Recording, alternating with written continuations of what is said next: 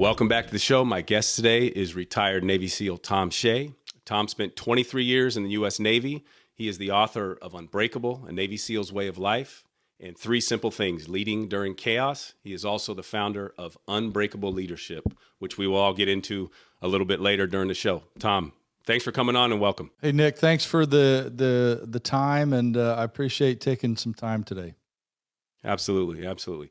Well, I always like to start at the beginning, just a quick bio of where you're from and why you decided to go into the Navy. Well, I think I grew up at the greatest time in the world, which is the 70s or 80s in a small town in Indiana, which was about a mile long. And the reason why I say that is I could do anything I wanted. I had a gun in my truck when I was a kid. I ran a trap line when I was a kid. And as long as I could earn it, my parents were like, hey, go do it. And I can't imagine even letting my kids do that now. Right. And I decided to go in the SEAL teams because I had already lost at something. I had gone to West Point and was there for 3 years and didn't work out. And I still wanted to be a warrior. And I decided that, I've already hit bottom. It can't get worse. I could commit suicide, but I wasn't going to do that. And I had always wanted to be a SEAL. And I went and signed up for the program at the time. And they needed a lot of guys. They still do. And did it that way. Okay, so it's interesting. I didn't know that about your bio regarding West Point. That's tough to get into as is. But can you talk a little bit about that experience going to West Point, and then whatever led you to not to whether leave or drop out or whatever? Yeah. Can you talk a little bit about that experience? So my family's lineage is from the Custer line, and George Custer's brother Tommy is where we're descended from. And my dad had been a West Pointer, and I didn't know it at the time. My daughter now has graduated West Point. Oh, wow. And I always wanted to be in the military. Mm-hmm. And to me, going to West Point or Annapolis was kind of the cream of the crop. Mm-hmm. I thought SEALs was unattainable, and I still think it's unattainable for most humans. It is. And I grew up with a guy who had been in World War II as a SEAL. They weren't called SEALs at the time. And they seemed to be the greatest warriors in the history of mankind in my brain. And I didn't think I was close to being able to achieve that. So the second order was to go to West Point. And I was heavily recruited football player, and I didn't learn to study as a kid. And so I ended up failing out of English as a junior, which I think is funny because you can still fail and do well, and you can still write books and not be able to spell, y'all. I was going to say you're in the communication business, so obviously that wasn't wasn't detrimental to your career in writing and communicating. Screw things up and do well in the United States, which I think is the most remarkable factor in the world. Is you can fail and fail and fail and still win in the United States. And that's a theme I've noticed in looking at some of your videos and some of your your podcast interviews, et cetera. I've done a little bit of research before this, and that's a constant theme in your life, and I think in your leadership training as well as that. And like I said, we'll get into that, but that kind of falling or failing or learning from those mistakes and getting back up, and the older I get, the more I believe that is true after knocking my head against the wall 1,001 times and continuing to fail. So anyway, yep. I definitely want to get into that, but that seems to be a theme with your training as well. So, okay, so let's get to chronologically in your career. So when you went straight into the SEALs, do you know you were going, that was the track from the beginning, going to BUD/S, the whole bit? That was when you decided to go to the Navy? Well, the SEALs is the only Special Forces program that you can sign up for as a civilian. So you can sign up for the SEAL program. You can't sign up for Green Beret. You can't sign up for Ranger. You can't sign up for the Air Force PJs, and you can't sign up directly into MARSOG, which is the Marine Special Forces. You have to go serve time and then be recommended. And man, I was like, man, I'm 21 now. I failed out of West Point. I do not want to wait. I want to go now. and I went into a recruiter's office, and there happened to be a SEAL there. And I thought I was really cool. Like, hey, I want to be a SEAL. And he turned around and said, well, can you pass the test? That was before internet. I'm like, what test? What test? And the test is rather hard. And he goes, come back tomorrow. We'll see if you can take the test. Oh, shit, I didn't know how to swim. And so I went back the next day, tried to pass the test, and didn't. He goes, until you pass the test, I'm not going to let you even try to get in. And so 3 months later, I came back and finally learned how to swim. I swam every day for 3 months, half drowning. Some lifeguard took it upon herself to help me from drowning. And 3 months later, I went in, passed the test, and got straight into the SEAL program. Yeah, well, as in everybody going to the military, you have to go to boot camp. Went to Orlando. They've obviously shut that down now, which is interesting because it was 30 years ago. And I chose to be a corpsman because I had some advice from some SEALs that I had met that corpsmen or medics always have to be in combat. And I wanted to pick a job that would guarantee me going to war. And so I picked corpsman route, went up to Chicago, and then straight to BUDS, or Basic Underwater Demolition SEAL is what BUDS stands for, in case y'all didn't know that. And I didn't have an easy time. I started out, every SEAL goes to a class that has a number, and I think they're up at around 385 now. First class I tried to make it through in was class 195. And I got injured in Hell Week. I got an opportunity, which I always look back at and go, man, maybe I should have said no, to start again. And starting again in SEAL training means starting again. It's not starting where you left off. It's going back to zero and earn your way back to the graduation level if you ever get there. So I went to 196, got to Hell Week again. So 5 weeks of training. Week 6 was Hell Week. Got to Hell Week again and dislocated my shoulder. And they came to the hospital and said, either quit or you got to come back. And I said, well, I can't start in 2 weeks for sure. And they gave me a whole class off. So I missed class 197, went to class 198, started again at the beginning, made it to Hell Week, got pneumonia. And as hard as the shoulder recovery was, it's not easy to recover from pneumonia. And I had to take 5 days off and then start again, as opposed to 2 months off. Started again with pneumonia, made it to Hell Week on my 4th try, and they pulled me out of training because I couldn't stand up. I had 5 of my lobes, or all of my lung tissue was infiltrated with fluid, and they kicked me out of training. I was supposed to be out for 2 years, and I worked at the hospital as a corpsman for 9 months, and I went to the admiral every single day that I was at work and asked him to send me back to training. And I got demoted because he ordered me never to come back.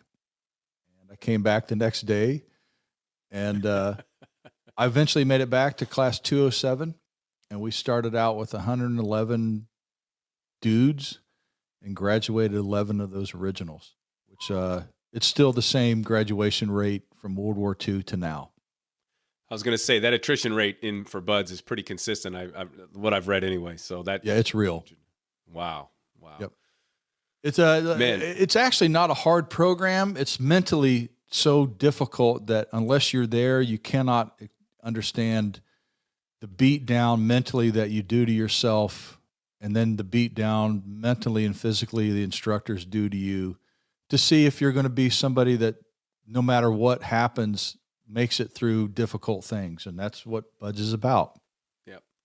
Yeah, that's everything I've read, everybody, the other SEALs that I've talked to, same thing. They all point back to that mental aspect of which I think, leads into your later career pretty seamlessly. It's an understandable thing why you would go into the leadership space, because that is, as we all see in our civilian life, 99% of it is mental. But I've never talked to somebody that has gone through, that's the 5th class you made it through finally, right? They don't let you do it anymore, not because of what it's done to me. Is there's so many kids trying to get in now. They give you excuse me, 2 failures, and then they kick you out. Sorry about that. No, it's okay. Don't worry. No worries. No, don't worry. No worries. I'm good now. They just don't let you try so many times now. It's they know it's not good on the brain and the body to put people into the Hell Week experience very often. And I probably can attest to that. It's I have more PTSD from Hell Week than I do from combat. Wow. And people can look up Hell Week on the internet and all that other stuff, but I always like to get the individual SEAL's experience with Hell Week. Can you just briefly talk about it a little bit, and what was obviously the hard part is mental, but what did it do to you, because you went through it multiple times? Well, Hell Week was designed by a man named Draper Kaufman, who the President of the United States in 1939 or 38, I can't remember which year, said, hey, we're going to support the invasion in Europe. I need some guys to go onto the beach before the invasion and blow up all the obstacles so that we can land craft there. And theoretically, they probably won't return. So Draper decided to put guys through a training. He called it Hell Week then. Put people through the worst conditions and create a survivability in them. And so he put himself through that first training with the guys that were going to go into Iwo Jima. And then he took them to Iwo Jima himself. So same design of Hell Week then as it is now. It starts on Sunday and goes until Friday afternoon sometimes, depending on the leadership, and make the kids go through every bad condition they could possibly imagine. Threaten to kill somebody, you freeze them so that they can't function. You put them in water where they think they're going to drown. You make them run ungodly amount of hard miles in shitty sand conditions. You put sand in their mouth, sand's everywhere, and you constantly put them down. Like, you don't encourage them, because combat is not an encouraging moment where somebody's there telling you great things. Right. And with the anticipation that inside of the person going through Hell Week, they will find something that's not beatable. And what's not beatable is just put your foot in front of one foot in front of the other, even if you have no toes left. Keep going forward. And not a lot of people can figure that out. They're like, man, this sucks. It does suck. It's not like, wow, I'm getting yelled at and it sucks. It feels like you're dying for 5 days and you don't get any sleep. They say you get sleep. I was an instructor for 4 years.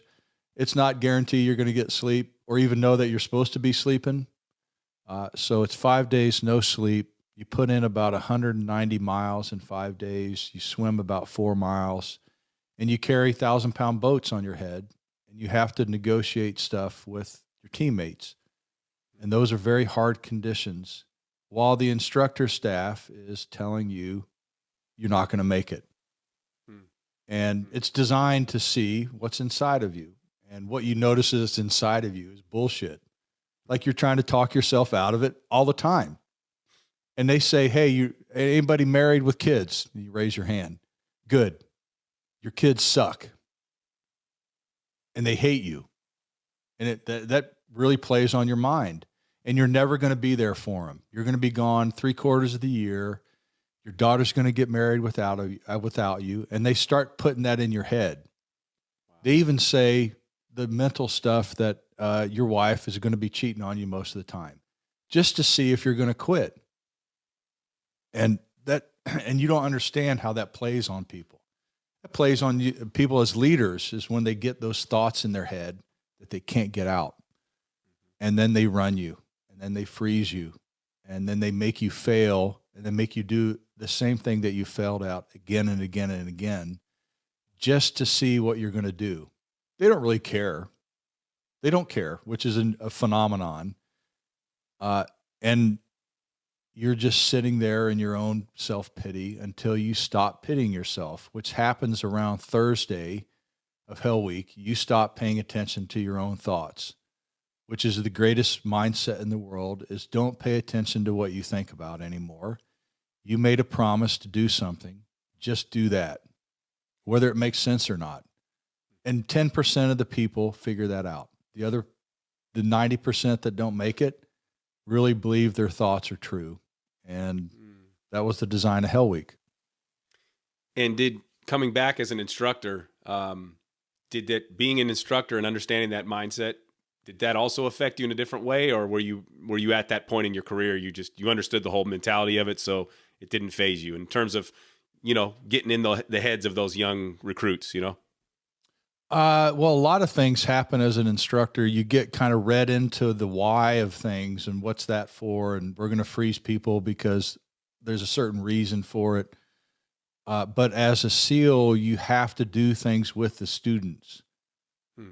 So you're not an aloof leader. You're in the moment with the students, doing the hard shit with them.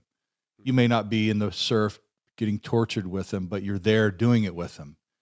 It's probably the most inspirational thing that I've ever seen in my life, is being an instructor, watching kids do shit that you're like, oh, dude, I wouldn't do that again. Right. And I did it 5 times. It's no way I would do that again. And you're like, there's no way this kid's going to make it. And they keep moving. And it's emotional to see these kids do stuff. Yeah. And then when Hell Week is secured, or even when they graduate, there's a common bond between the students with themselves and the instructors with the students that make the teams what it is you've all gone through something that few humans can even put in their mouth, so to speak, and swallow. Right. And you will fight for each other because your brother is the only one that understands you, and you're the only one that understands him, which is the greatest thing in the world, is to have those experiences. Right. Interesting. Okay. Cool. That's cool. I always like to get every SEAL's individual experience with BUD/S, because and I haven't heard it described that way from both a student and a instructor's perspective. Okay. Next step for you. You complete BUD/S. What's next for you? At the time, since I was a medic, I went to a course called 18 Delta, which is the Special Forces year-long course that gives you the ability to deal with all kind of trauma-related injuries. Mm-hmm. And then I ended up at SEAL Team 2. I did 3 deployments at SEAL Team 2. And oddly, at the end of that experience, I was tapped. I was gone. I'd had 2 kids. I didn't want to deploy anymore. And a guy named Ryan Zinke, who's a congressman from Montana, was my boss. Right. And I went into his office and I'm like, hey, I want to get out. And he goes, hey, I got orders to be the XO at SEAL training. Do you want to come there instead? Maybe he saw something in me that, everybody gets disillusioned. The older I get, the more I realize that is true. Mm-hmm. And he kind of saved my bacon. He said, I'll get you orders if you're willing to be an instructor for 3 years. And so I called my wife at the time and told her what the options were. And we chose to go to Coronado and be an instructor for 3 years. And oh my God, I checked in September 9th, 2001. Wow. And there was really no wars going on. I had gone to Kosovo and Bosnia and some Gulf stuff, but they were few and far between, not anticipating there was going to be a war because there was no intel that was going to happen. And on day 2 as an instructor, war happened. And it was the greatest time to be an instructor there because Zinke was there and a guy named Rick Smithers was the boss. And he said, I don't care if anybody graduates. Whoever graduates is going to war with you. So you're building your team, make sure it's guys that you want to go to war with. And he took his gloves off. He said, I just follow the rules and don't kill each other. Right. And if we graduate 1 or we graduate 20, I don't care. And it was probably the greatest time to be there as an instructor because you knew within 6 months of graduating, these guys were going to go to Iraq or Afghanistan. Mm-hmm. And it was great. It was the most motivational time in the world. Did you, and I always ask this, do you have any, you mentioned Zinke, do you have any other leaders above you or students that you trained? And you mentioned the inspiration that the students gave you as well, but do you have anybody individually that sticks out to you that really affected you and in negative or positive? Oh God, the list is so long. I was at SEAL Team 2 with Jocko Willink when he was an enlisted guy. Uh-huh. And he's for real. He's a legit hard human being. And it was a cool to experience him as a young man when I was growing up in the SEAL teams, because he was a legit athlete and demonstrative human being. And then Zinke was a very influential guy in my life. And then, man, 2 Medals of Honor winners I put through training, or actually 3. One guy jumped on a grenade and saved his fellow SEALs. The other guy, Murphy, obviously got the Medal of Honor for what he did. Right. And then a Team 6 guy just got the Medal of Honor for saving or risking his life to capture or grab somebody, a U.S. citizen, out of some condition. And in training, you're so motivated by and inspired by the students, which you don't hear that very often.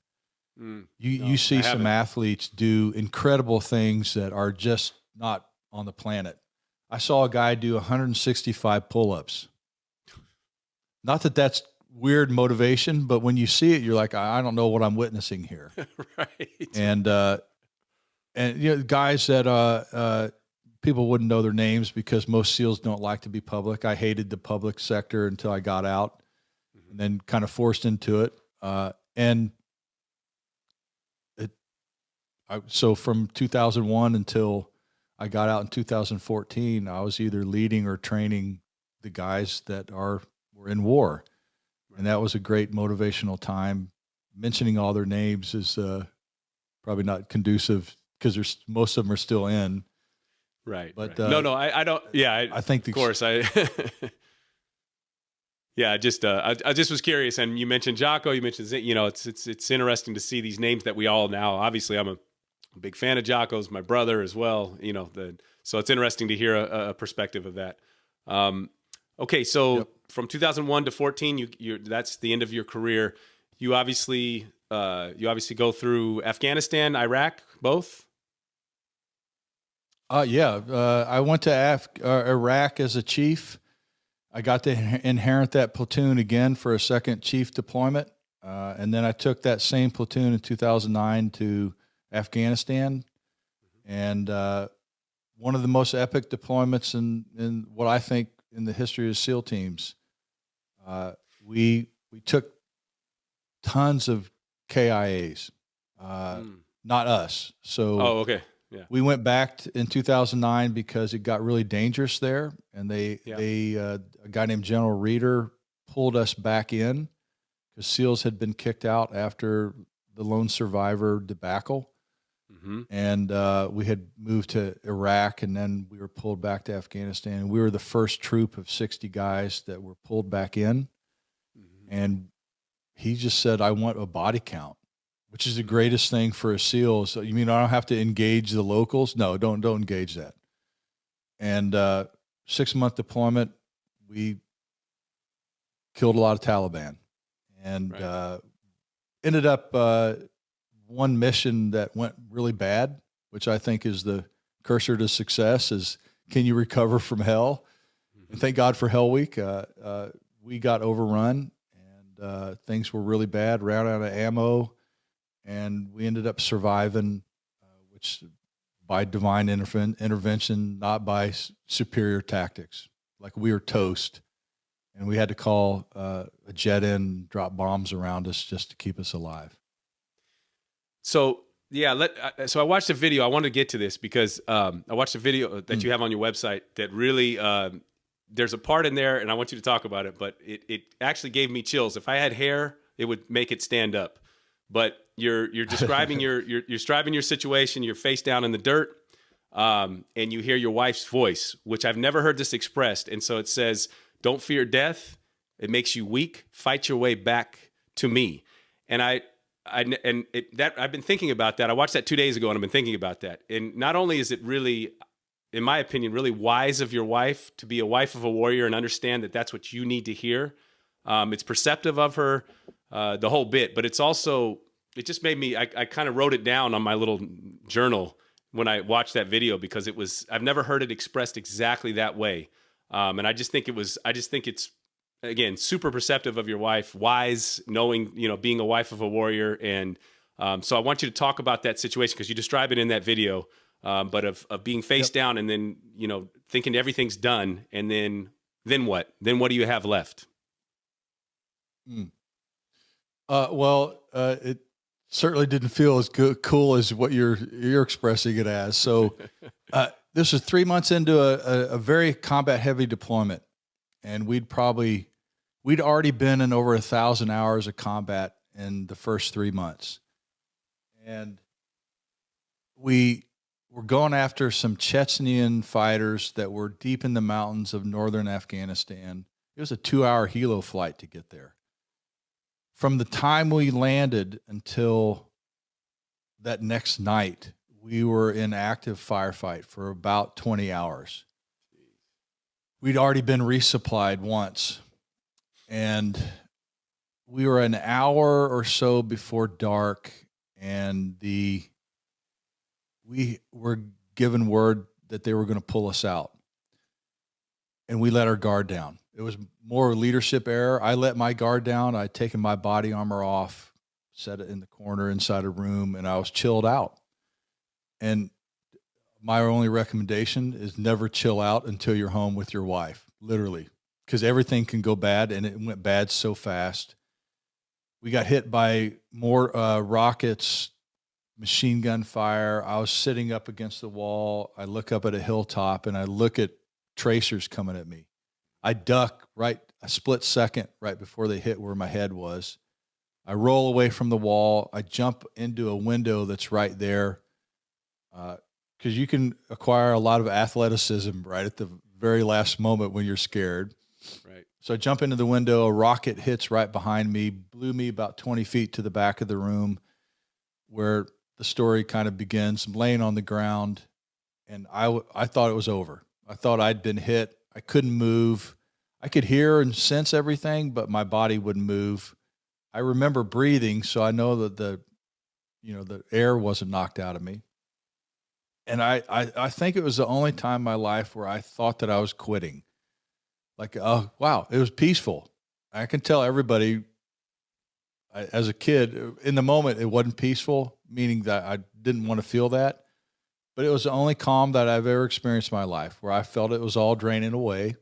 I remember thinking about my daughter and all the cool things that I'd done, and man, I'm going to not be able to see them. And I started kind of giving up. And at that moment, my wife jumps on my chest.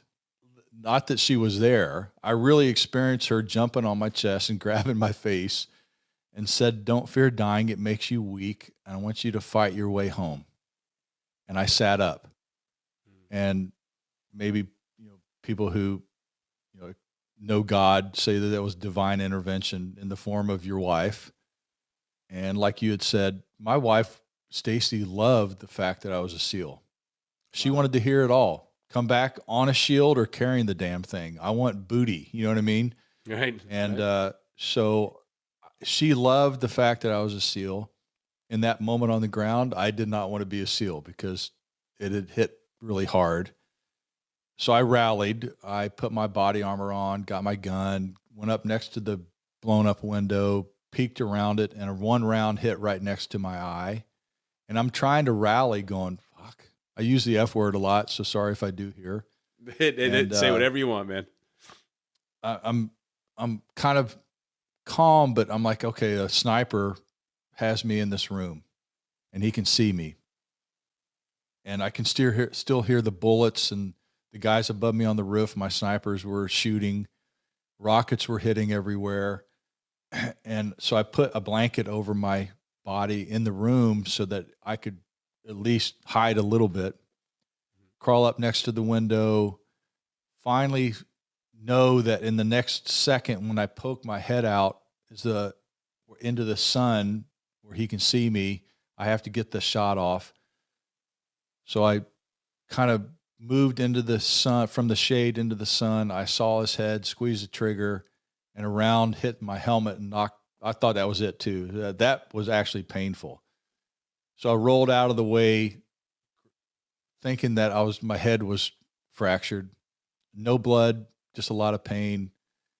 Had to put the blanket back on in my helmet, get my gun back up and ready. But I had to take the same shot again because it was the only place on the planet where I could take out that sniper. So I roll out into the sun again. My second round went off into New Jersey. I have no idea where it hit. Third round still didn't hit where I wanted it to hit. And then my brain, my visual acuity started processing what I saw. And on the back of the rocks, about 600 yards away from me, his body was still there, but there was blood everywhere on the back of the rocks. I'm like, wow, I got him. I stood up in the room and kind of started to shake. Like if you've hunted deer, I get deer, buck fever after I shoot. So I'm shaking in the room thinking, okay, well, I survived that. Rocket hits the roof, blows my snipers, one of them outside of the compound, one in the middle of the compound. And I had to go out and grab the guy that fell out into the middle because I was like, man, I can't say that I did nothing. So I grabbed him, pulled him into the room. I got hit twice in the plate trying to grab him. And he opens his eyes and says the F word really liberally. And he goes, they're everywhere. And I'm like, where are they? He goes, they're everywhere. They're inside the compound. I don't have a weapon, and use the F word. And I said, hey, here's the deal. You and I are the only ones left. We're going to fight till we're dead.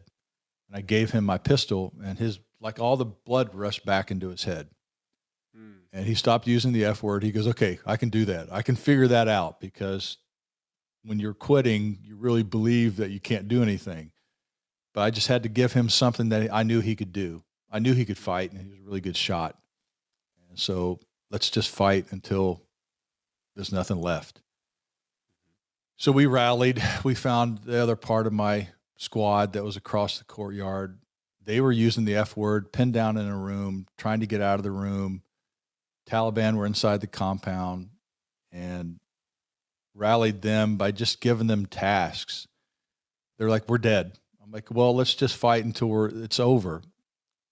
Guys got all their grenades, were chucking grenades because they were out of rounds. 40 millimeter guys were shooting 40 millimeter grenades up over the wall. And then myself and two other guys went to the 60 millimeter mortar tube and shot all the mortars. From the time I got initially shot at until we were totally out of rounds was about 45 minutes. And then we called a B-1 bomber on, and we asked him to drop danger close to us. Ended up killing the 38 Taliban that were within 100 yards of us, and buried us somewhat. And we dug ourselves out, and we survived, and all the Taliban were dead. And we had to stay another day. They all, the bosses watched that on Predator feed and said, hey, good job, guys. We're going to resupply you. Stay another day. It was the only time I'm like, I don't give a shit anymore. I'm out. Right. And that was the story. So our sister platoon came in and supported us by literally saying, hey, you guys go take a break.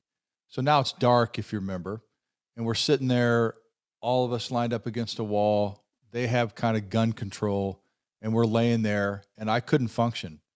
I don't remember thinking human thoughts. I fell asleep for about 3 to 4 hours, and then stirred because I had to go to the restroom. And I'm like, man, I don't want to be here anymore. The 8 of us had survived one of the hardest things that I could have ever imagined. And what I had learned from that was you can always go one more day. You can always go one more step. If you get down on yourself, the end is guaranteed. If you don't get down on yourself, don't self-evaluate like we all do, great miracles can happen. And that has, it was transformative then. And I've made a lifestyle and business out of giving people hard situations to go through that transform them. Mm, mm, mm.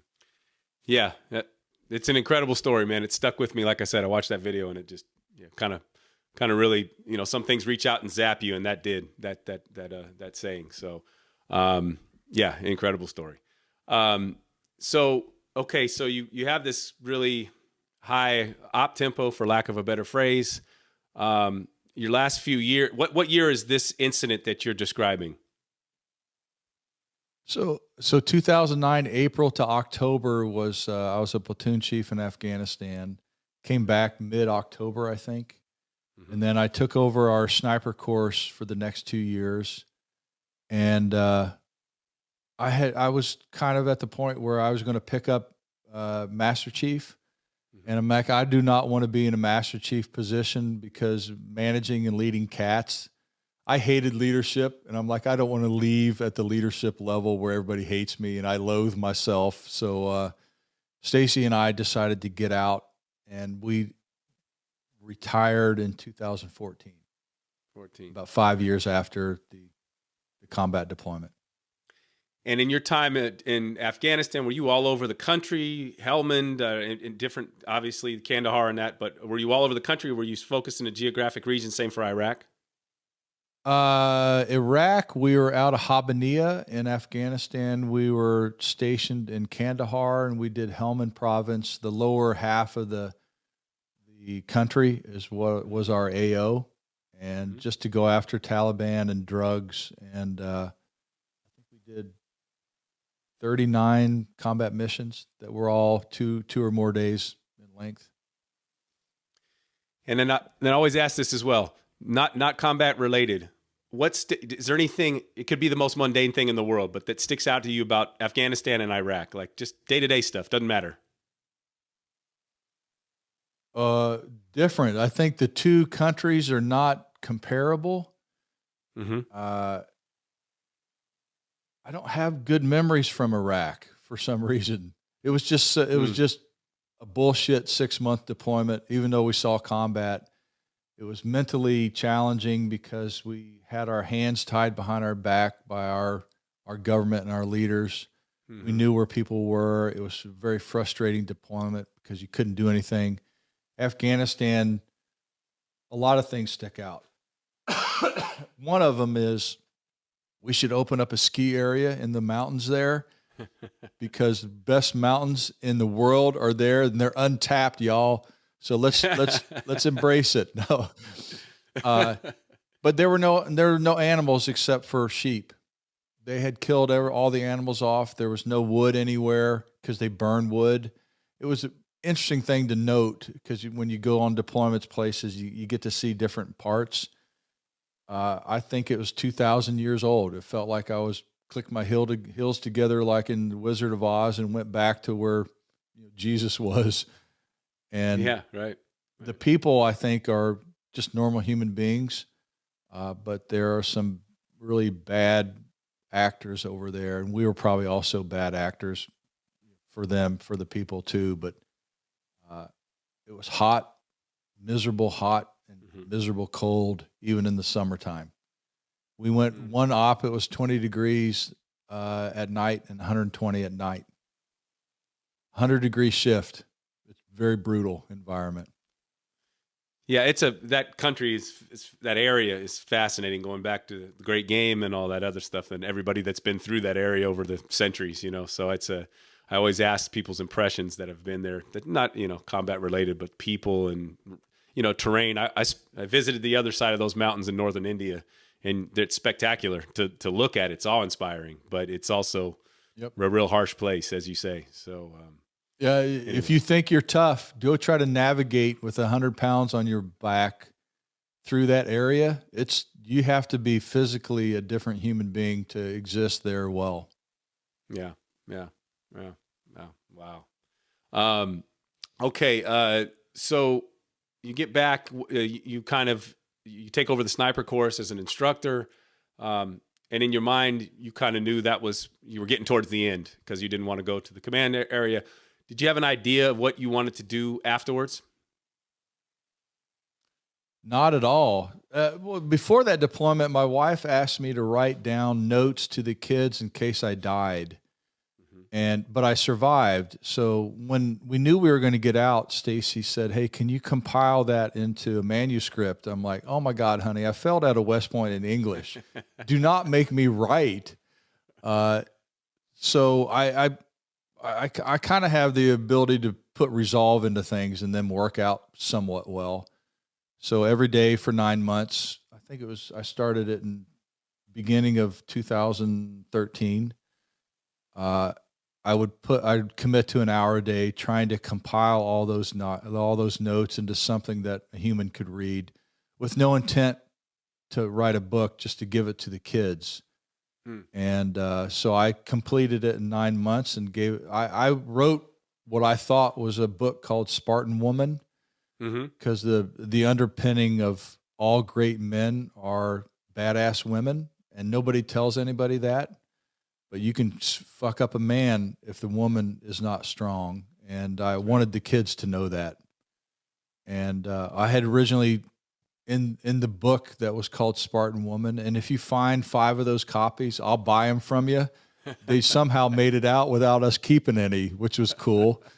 And so 13 lessons that are very valuable for any human to learn became the book Unbreakable: A Navy SEAL's Way of Life. I didn't choose the title. The publisher did that.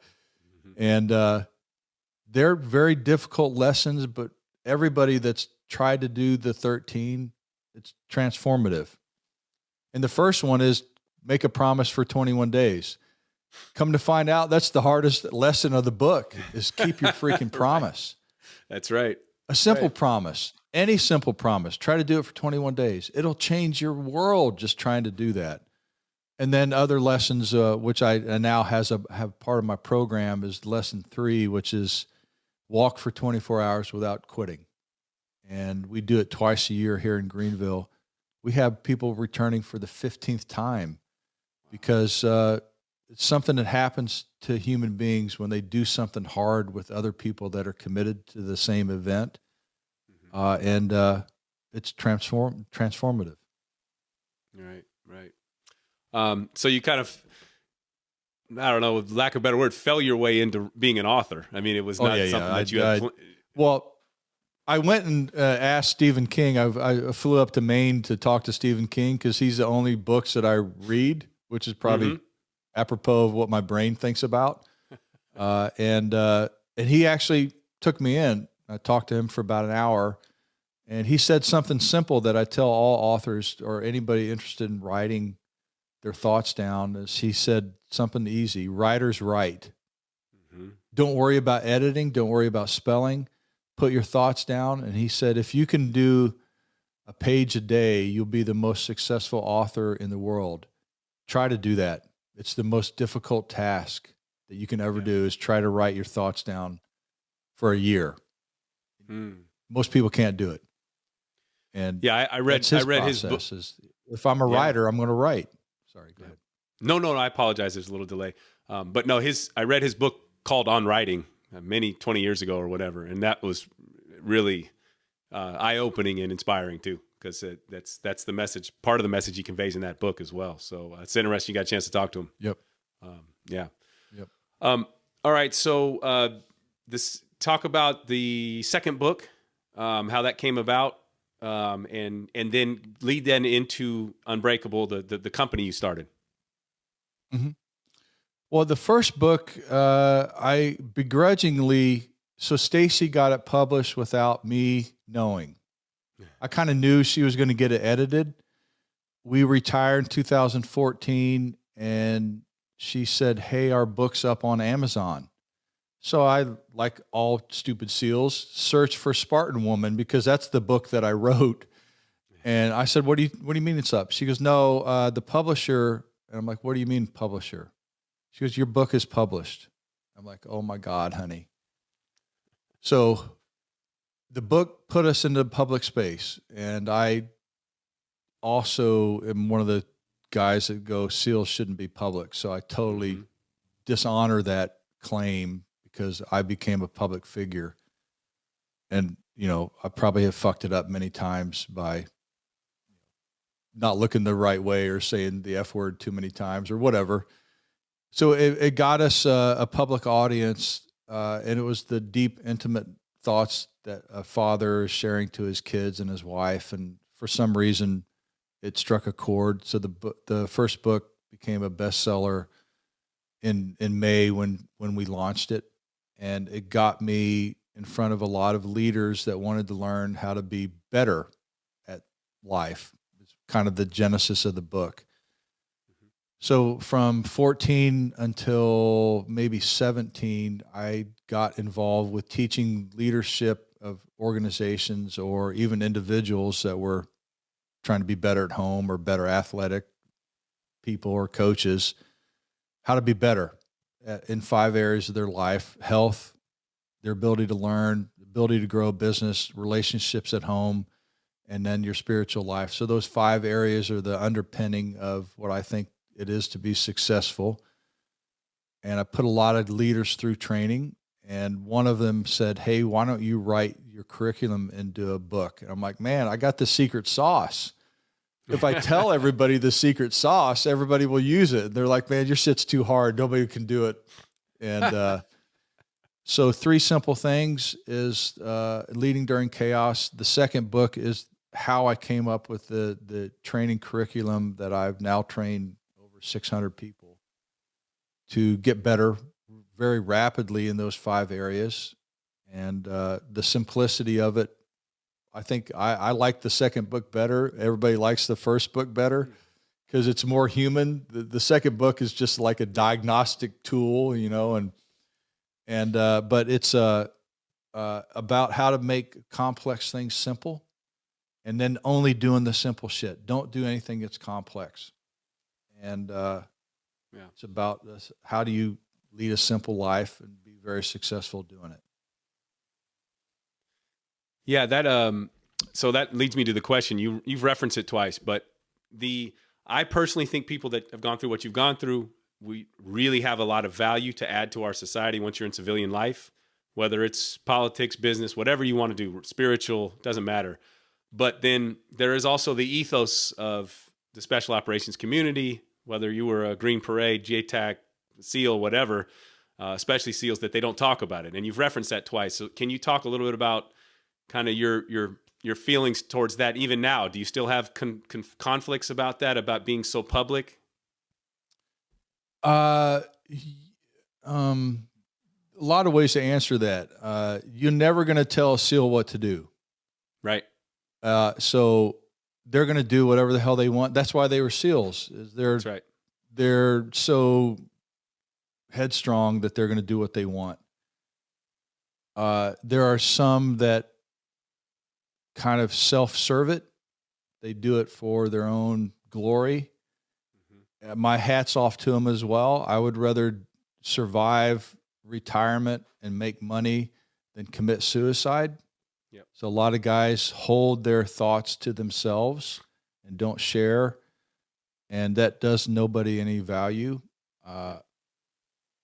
I kind of, obviously I've made a business out of being a SEAL, mm-hmm. and trying to translate that in such a way that other people that paid me to do that can get value from it. I think the lessons of being a SEAL, the public should learn. Mm-hmm.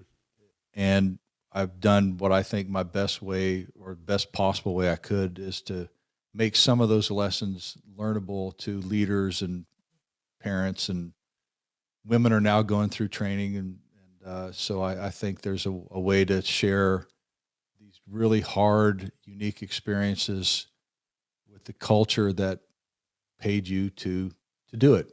Mm-hmm. So yeah, I'm always torn by it. I constantly torn by being public, mm-hmm. and I think I fumble often about not representing it well. But I'm like, hey, when you guys retire, find a way to make a living. That's do the best you can, dude. Hey, listen, the reason we're talking now is because you are public, and I coached basketball for 10 decade, And I've learned a lot from people in your position, that I've translated into my own little, very quiet, safe civilian life, mindset wise, and things I've passed on to kids and stuff. And so, again, I just think, especially now with the culture the way it is, I just think guys that have gone through what you've gone through have some valuable lessons to add. And it's not to blow smoke up your skirt. I just really do. I think if you guys say on the sidelines, I think society at large misses out. I actually believe that, because I get to learn, because I'm stupid enough to be public, from people like you that I would never meet. Mm-hmm. And if I was sitting in my house, licking my wounds of my career and never sharing it with my kids or other adults, or being uncomfortable to talk to people that are not my friends, and my friend group is very small. So if I didn't get out of my comfort zone, I wouldn't grow either. And that's one of the greatest lessons as well, is do your best to be uncomfortable and provide value to the people around you as best you can. Right. Absolutely. And then I want to get your opinion. You were in Afghanistan, and you can take this anywhere you want to take it. Watching the events of summer of 21 in Afghanistan, and you have played a intimate role in our time there. So can you tell me what you were thinking at that time? I read history. So, war is created by politicians, carried out by warriors, and then stopped by politicians. There's no real reason to go to war, and there's no real reason to end a war. They're all bad reasons. World War II was created by politicians, not by the military. World War I was created by politicians who made bad choices. The military goes in and dies or survives on their own without political insight. It was inevitable that Afghanistan and Iraq would end shitty, because the leadership, whether you're Republican or Democrat, you're going to make a bad decision, because the only reason to really go to war is to destroy the enemy wholesale. Since you're going to play in a half-assed space, it's going to end half-assed. So Afghanistan inevitably was going to be a bad ending. Did we lose? I never saw a U.S. troop lose a battle. Politically, we lost. Militarily, we're the best military in the world now, because we're at war for a generation. Right. No other military has that level of experience. And it's tragic that happened. But that's what happens in war, is people make bad decisions, people die, people make good decisions, and people die and live. And the moment it happened, I'm not there. So my hand's not in the bucket of water. I can't influence anything. We put some groups together to go over there and grab people and get them out. It's all that we could do. But you could play in that space forever. There's bad places in Africa that you could do work right now and nobody cares, Right. And, but I think the older I get, bad things happen and I just move on. Like, I could dwell on it and go to DC and thump my chest and hold a sign. Nobody gives a shit.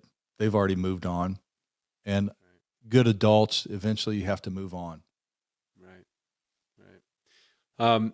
In this process of doing these leadership trainings, writing your books, to ask an obvious question, but has it been a form of therapy for you? Have you been able to work out some of your shit, or any of it, doing that and conducting these trainings and things like that?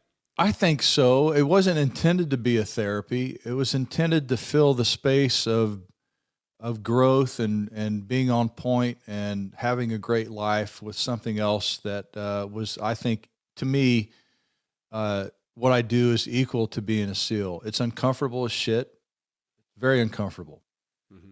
Learning how to sell is very uncomfortable. Yeah. Being in front of people when they're falling apart and they're going through a difficult moment is extremely uncomfortable. Mm-hmm. having to stay fit at 54 because I'm asking other people to do that is uncomfortable. I'd rather sit in front of the TV and eat chocolate. Dude, I deserve a little day off, but I don't ask people to do that. So I kind of replace being a SEAL with other very difficult things. And every year I do a physical thing that I can't wrap my head around. I started running ultra marathons because the doctor said that you should never run again. I'm like, fuck you. I'm going to go run the hardest thing to do. And last year or this summer, I did a 100-mile mountain bike after I had stem cell therapy on my back because I couldn't walk for a year. So after I got the stem cell therapy done, I'm like, I'm going to put my training to use and I'm going to do something that I think is impossible. My son and I did a 100-mile mountain bike. Yeah, I saw that in your bio about ultra marathons and all that other stuff. And I said, after the mileage you've put on your body, that's I didn't do that, and I wouldn't even think about doing an ultra marathon. So solve the complex by doing simple. Everybody can run a mile. A mile and just keep running a mile. If you can sit down and rest. And the people that do these crazy events have the greatest mindset in the world. And the more I surround myself with people that are doing impossible things, the easier it is to live. Because people that are doing something hard don't get bogged down with, oh my God, it's raining out. Yeah. The rest of us, I don't feel good today. It's risky. Oh my God, the market's bad. Oh my God, there's another president. I don't get along with the Dems or the Republicans. And the people that are doing crazy things don't care about that. Like the weather comes and goes. Fights at home come and go. Go do something that scares you to death and your life will be better.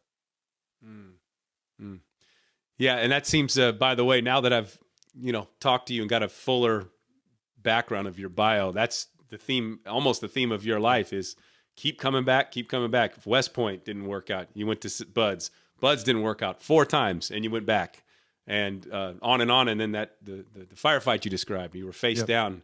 You had to get up and lead and you had to get up and come back. And now, with your new business and all the physical ailments, let me try to do something else. And so that's a constant theme. I think that's a constant theme of humans, but we've let other people kill our conviction. You ask people if they have goals anymore, because I'm in the business of goal setting. Come to find out people don't have goals anymore because social media has killed it. The news isn't even a goal-driven thing. Like you don't hear anywhere, be better. No. Do something difficult. Play within your norm, don't make waves. Make waves. Make a lot of waves. Do something that you're willing to die doing. Because that life is an entirely better life. Because ultimately, we all don't make it. Mm-hmm. It's what you do between the time that you were born and die. Dude, make it scary. Because it's a hell of a lot harder to be lethal when you're 500 pounds comfortable. Yeah. You can't do anything then. But man, when you are already doing things that are scary to you, the small stuff will work itself out. Mm-hmm. Yeah. And as I've spent a good part of the last 25 to 30 years traveling around the world, lived in a few places, and we have, it allowed me to get my little patriotic plug in, but we have so much opportunity here, so much affluence to do just what you say. And like you mentioned earlier, we can fail in this country and still get up and go. And we have that infrastructure and that we just all I take it for granted sometimes still. So, that's inspirational. Go across the border. Yeah. Go to Mexico, think you can do anything. Go to Canada. The restrictions there are even lethal. That's right. And not that I'm putting down either place, but you have an opportunity to be the best version of yourself every single day, and the world will embrace you here. It's a unique environment, and maybe it'll last. Who knows? But at least this year, you can do anything that you're willing to not quit at, and you can accomplish. Well, the more people that have that intention and the spirit that you just talked about of not giving a fuck and doing it and just trying to be uncomfortable, that's how, in my opinion, that's how it does last, is you get more people thinking like that. Because cowering and doing that's not in the American way. It's certainly not in my family's, going back to the first astronaut who came from Hungary and Scotland. That's in my family anyway. that wasn't their spirit. They tried something different. And so anyway, Very true. So, okay. How do people get a hold of you? Go ahead, plug your book. You got any more books coming? Do the whole thing. How people can get a hold of you. Well, I think I'm searchable at Tom Shea, THOMSHEA. We're in Facebook and Instagram, and unbreakableleadership.com is our parent website. We just disrupted our whole model for next year, and we're putting our curriculum for next year on the website this December. And I believe in throwing things out. So we had all the partners sit around the table and got rid of everything. The training, if it doesn't work, don't put it back. So big events, small events, speaking, writing a book. One of my partners is going to write a book about his experience. And my wife, Stacy, said, "You never asked me if I want to write." I'm like, "Do you want to write a book?" So she's writing a book called Spartan Woman about her experience of being married to a warrior, which I think is going to be an interesting book because she actually can write better than me. And so it's just hard to write. It's a very difficult process. And what can somebody, I've seen on your website, you hold these events where you put people through really trying physical activities, whatever. And that, what can people expect when they do that? Well, so we, for some reason, we're drawn to people between 35 and 50, people who are already successful that are kind of stuck at home. Relationships are kind of stale. They've given up health for money. The business is stale. So I say this is if you're not willing to 2X your health, your business, your relationships at home, and your spiritual ability, if you don't want to put 200% more out, get more 200% more out of it in 1 year, the training is too difficult. I'm only attracted, and the only people that are attracted to the training are people that want more. And so now 500 people into it, they 2X their lives in those areas that I discussed. It's not that it's a difficult process. You have to overcome your own inertia and your own bullshit. Yeah. And as a leader, that's all you do for people anyway, is help them at their life. And very goal-centered, and come to find out, if you do simple things, you will achieve the goals, but you're going to have me up your ass until you get there. Yeah, good enough. And then finally, I always ask this, looking back over your military career, what sticks out? What are you most proud of? And then also now in your civilian life. Well, over the military career, I would say the greatest moments that you ever have in the military are the moments that are so difficult to do by yourself that you find endearing moments with your teammates. If you've been in the military, another way of saying that is the only fucking reason you're there is for them. And I've had so many moments in the military where I would not have done it had the team not been there. And helping and supporting somebody is really what the military is all about. That's combat units only do it for each other. They don't do it for the country because the country ain't there supporting them, Right. It's for each other. And greatest thing that I've seen as called a civilian or a retired military is being a part of some very difficult marriage issues that we've helped resolve. Wow. Because the worst thing that can happen is that you're with somebody who doesn't give a fuck about you. And creating that situation where even it's a bad situation where two people can rekindle it and get back on board with each other, kind of the crux of the training now. It seems to be the center of it is if you want to have a profound relationship and make a lot of money and be healthy, it's what we do. Wow. All right. Well, Tom, I'll link all this obviously in the show notes and whatever else you want to plug in there. But yeah, I appreciate we finally got a chance to do this because Tom and I have been trying to connect for a while, and I really appreciate you reaching back out, man. So, Yes, sir. Thank you for your time. Appreciate it. And yeah, really appreciate it. Like I said, I'll link all this in your website, books, all that other stuff in the show notes. So, all right. Thanks, man. Thanks for sharing. Thanks for taking the time, man. Yep. Beat.